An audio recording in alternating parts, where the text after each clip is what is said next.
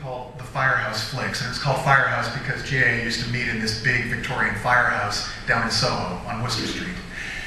The Firehouse flicks was Vito's major contribution to G.A. and was also the beginning of his career as a writer about gay film. And I'd like to read to you a bit from my book about what that experience was like of going to Vito's Firehouse nights.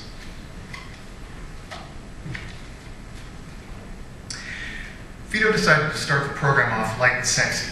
Roman Polanski's The Fearless Vampire Killers featured a baroquely queenie vampire in lust with Polanski himself.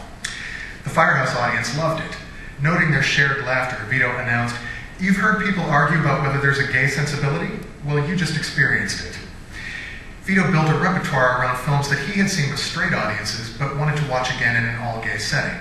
As he quickly realized, gays pick up on things that straight audiences miss: an innuendo, the direction, the way a scene is played. It also seems like gay audiences are always pulling for the underdog.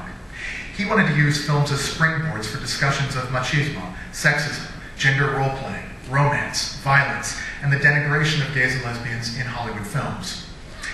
Audiences were electrified. During Gay Pride Week 1971, Vito showed The Battle of Algiers, which sent his own troops back up 6th Avenue screaming for their own freedom. In honor of the following year's Pride, he hosted an all-night screening that participant Dan Allen proclaimed wall-to-wall groovy. Hundreds of spectators sprawled across the floor in sleeping bags or over one another in cuddly couples. Beginning at 8 p.m. on Friday and continuing well into Saturday morning, Vito's program was aimed squarely at male spectators.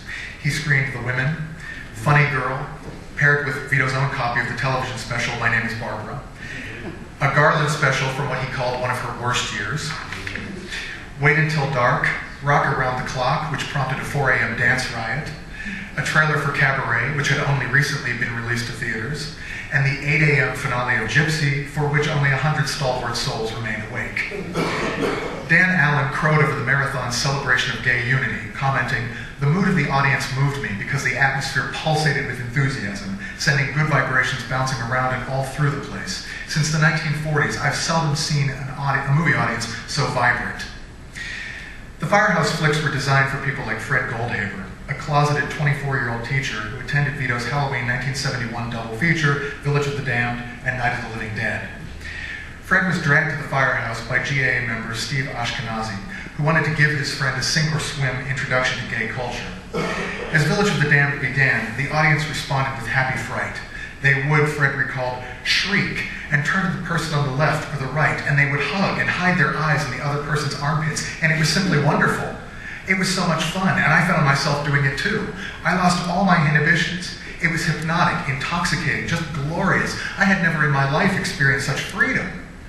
Fred laughed along with everyone else when a lesbian yelled at Night of the Living Dead's flesh-eating zombies, "Save me a breast." Amid the chills and the giggles, Fred found himself in the arms of his seatmate, Wayne Sunday.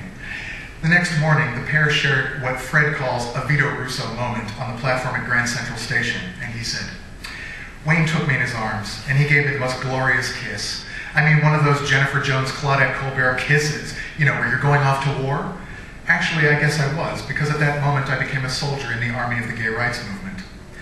Fred attributes his coming out to what he called Vito's magic, a softer, more welcoming version of GAA that was not available at the demonstrations. 14 years later, Fred joined the faculty of New York's Harvey Milk High School, thus becoming the world's first teacher in a gay high school, an accomplishment, he remarks, that had much to do with GAA and Vito, the pride that he had in being who he was, and finding all these things in the movies, and celebrating the gay image.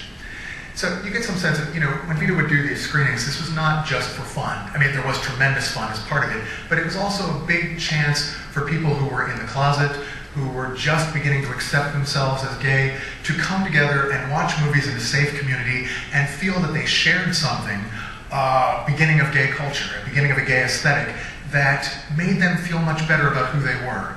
And this became Vito's life work. Watching